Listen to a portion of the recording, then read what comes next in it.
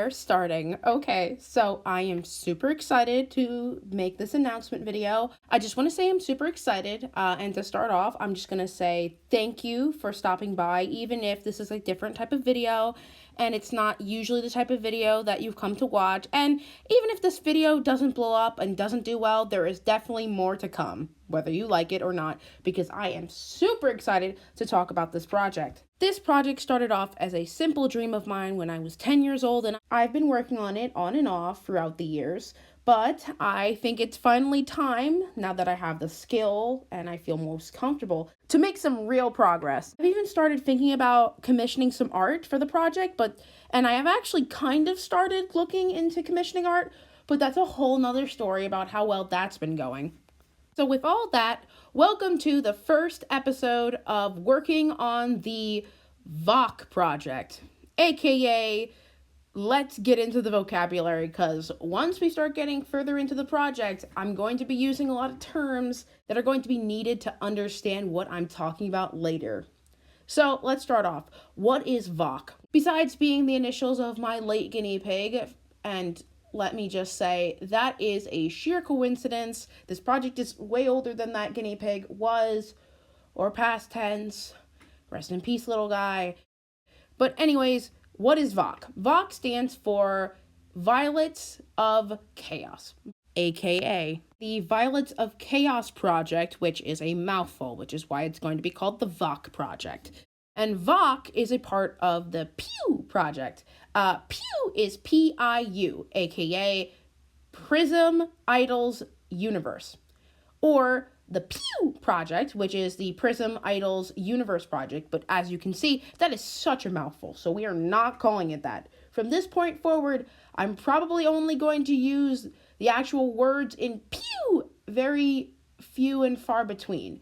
It's probably going to be called PIU for most of the project. Now to get into what PIU actually means. So PIU refers to a shared universe that the project is going to exist inside of. And now we can finally get into what the VOC project is about. Project is the name for my upcoming / eventual book series about a young girl's life starting from age 8, followed by a quick time skip to about age 14, leading through her life into her adulthood. The girl's name is Violet Allium, and she is not human. This is not an anime world where humans just have random colors of hair. Her having purple hair is lore important. She actually comes from a race of creatures called Elotornials, a fictional race that I made up for the series. Elotornials are a race of creatures that diverged from humanity sometime into the Bronze Age. They are sort of magic users. They sort of did that evolutionary path thing where they sacrifice certain points for something in order to become something else, and they're different enough from the other species that they are their own species. So they come from humans the same way dogs come from wolves. It's been a long time, so they're not the same thing anymore. Or how, zebras and horses are kind of distantly related. Of course, this is far more recent in the timeline than something like zebras and horses. Now, an interesting thing about Elotornials is that in the series, canonically, many races refuse to call them that, finding it to be a kind of a mouthful, and it's pretty common for most of the other races to call each other by something else in their own native language, and most of the time this will translate into one of two things. One of the terms that they're often called, which is very confusing in and out of universe, I imagine, is they're called magic users, as if other races couldn't be magic users themselves. So that's a confusing term, but it's much preferred over the other one, which is witches. Elotornials are often called magic users, and by people who really don't like them, witches. And yeah, they do function similarly to the Christian concept of witches, where, remember that thing they traded off many, many years ago? Well, these creatures basically traded the ability to go to the afterlife in exchange for high magical output. Basically, when they die, their souls shatter. Think of Undertale. I might have been a little bit inspired by Undertale. Don't judge me. I don't think, Toby Fox has a freaking license on the concept of souls breaking after death, so Still using that one for the main plot. You're probably trying to guess by now, wait, so when they die, their souls shatter? That doesn't seem like a big deal. Well, it kind of is, because one of the unique traits of humans in this world is there are basically three types of souls. One is a human soul, which is distinctly unique from everything else. Then there's an animal soul, and then there is, or a beastly soul, and then there is the primals. Primals refer to like angels and devils, which have their own unique properties, and then beastly refers to basically refers to everything else, plants, animals, even other magical creatures that aren't technically humanoids. And the only ones who have an afterlife are humans. And basically these elementals basically traded off that unique trait in order to use the magic within their souls prematurely. Specifically, the amount of energy and power within a human soul that lets it be immortal, they are sacrificing to use that power in the living world and not to prolong from death. There is currently only one way to stop this from happening, which is considered taboo by their people's standards, which I'm keeping a secret because that's a plot point in the main story. And their unique situation when it comes to their souls has led them to be able to technically absorb the soul energy of other creatures, making them heavily disliked. And also, because of what they did to their souls, they also have problems with regulating emotion. A lot of them are known for having on and off emotions. Basically, they either have none and are super neutral to the point where it's kind of scary, which you could say, hey, there are people like that in real life, so maybe you shouldn't, demonize not being emotionally expressive, but actually that's another plot point, actually.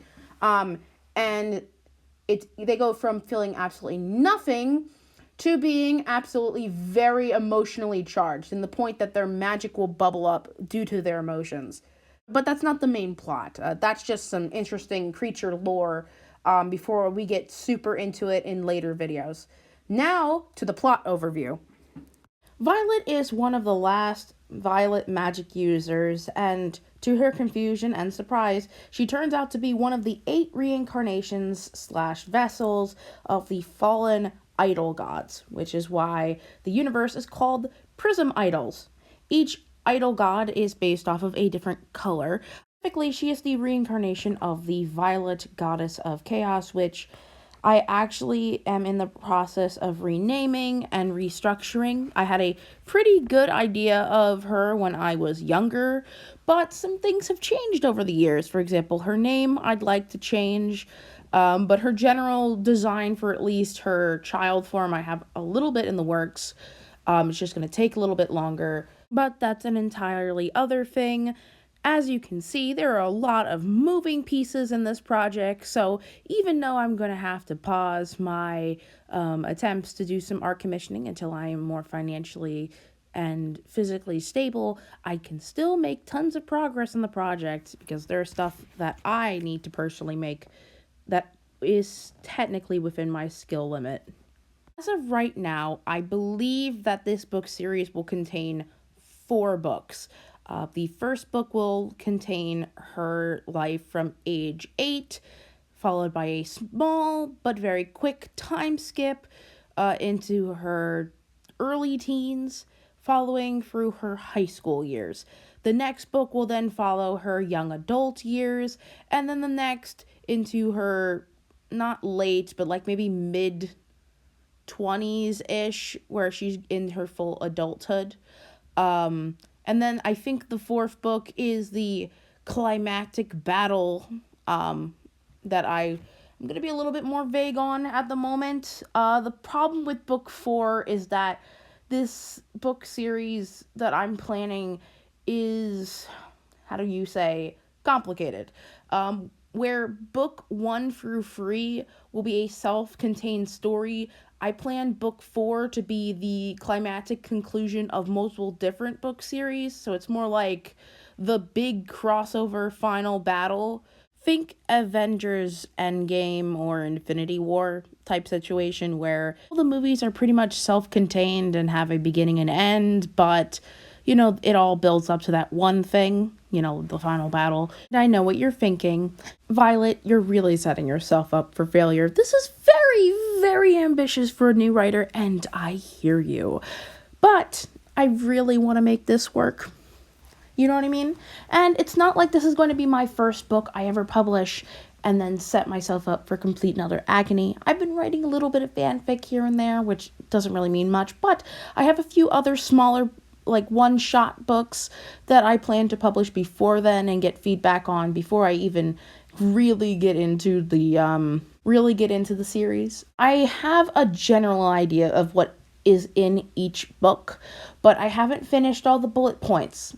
But I do have a general idea of where the plot's going, and I have a general idea for the next series that's attached to this one for the universe. The other ones are very vague at the moment, to be completely honest. But I feel like once I start getting into the process of, like, fully writing out the first book series, I think the other ones will start to fall into place, or at least I'll have time to actually think about them, since it's a giant mountain of tasks. I don't want to torture myself and never end up getting anything done. So even though this is the general plan for the universe, I'm going to try to focus on one piece at a time and try not to stress about making everything perfect, in the sense that, like, I have every single piece set up before I even start, because I don't want to end up like yandere dev and have a project that goes on forever and gets nothing done. Even if it means creating one chunk at a time, that's fine. Let me see, is there anything else that I should mention before we go into a more specific overview of each individual book?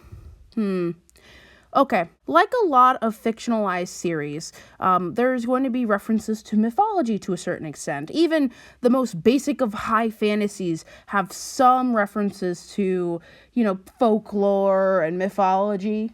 I would say my main influences for the magical world in this series is kind of a mixture of a Western fantasy like D&D and maybe Japanese fantasy to a certain extent, like isekai, but not a lot. I don't like a lot of that stuff, just some of the basic ideas.